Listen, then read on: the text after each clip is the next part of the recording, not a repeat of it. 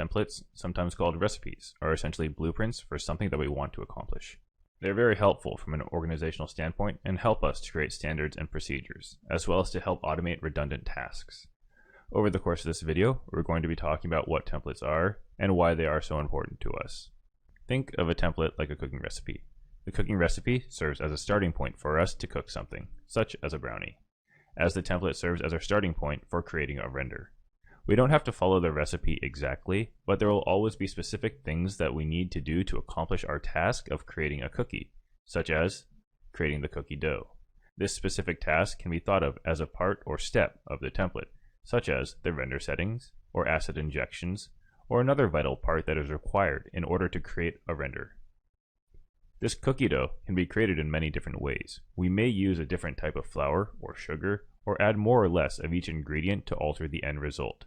The same is true for templates, where each ingredient is actually a node, which will have a specific task to alter something in order to change the final result of our render. Now that we have a better understanding of what templates are and how they work, let's go ahead and talk about some of the specific tasks that templates will help us to automate. One great example of how templates help us is with render layers, especially if you're coming from a non-node based application such as Maya. Inside of Katana, render layers are incredibly simple to create and maintain. They are created simply through creating a separate branch in your node graph with a render node at the end of it. We can see the differences between our render layers simply by changing our view flag on the render nodes to a view of specific layer. However, we won't see any differences yet, as we have not done any modifications to this new render layer. Let's go ahead and make some changes to this render layer to see just how easy they are to create and maintain. Essentially, all we need to do is add nodes to our new branch, and they will only affect our new render layer. Let's go ahead and isolate a specific piece of geometry, such as our characters, by selecting their parent locations in the scene graph, and middle mouse drag/dropping them into an isolate node.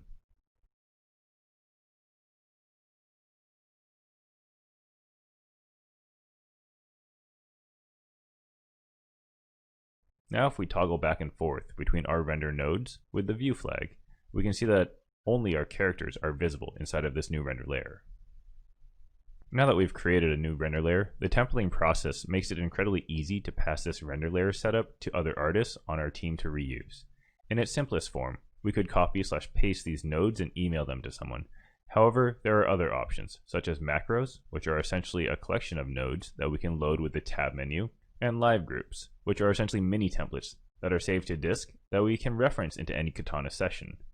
Live groups provide us a great amount of flexibility by allowing us to use the same mini template in multiple Katana sessions and update that template on the go, so that everyone on our team gets the updates. We'll first need to create our live group, which will have a couple of parameters on it, which we'll be taking a look at in a second. The first thing we'll need to do is to turn on updates for the live group. We can do this by right mouse button clicking on it and going to edit contents.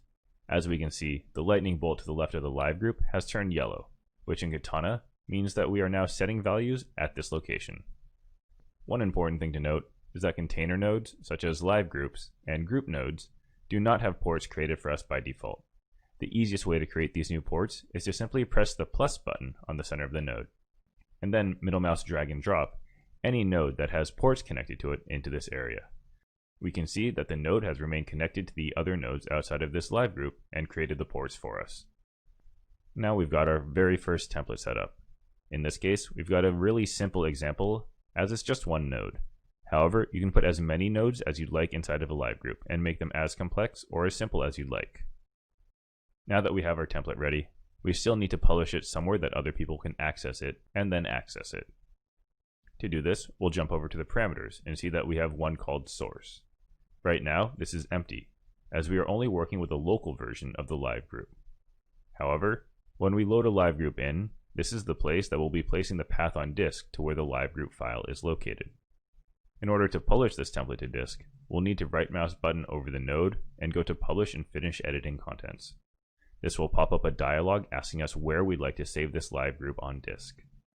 We have now saved this mini template to disk and can load it back into any Katana session we want, as many times as we want, simply by using the path on disk we just saved to. In order to do that, we'll jump over to a new Katana file, create a live group, and paste the path on disk that we just saved to into the source parameter.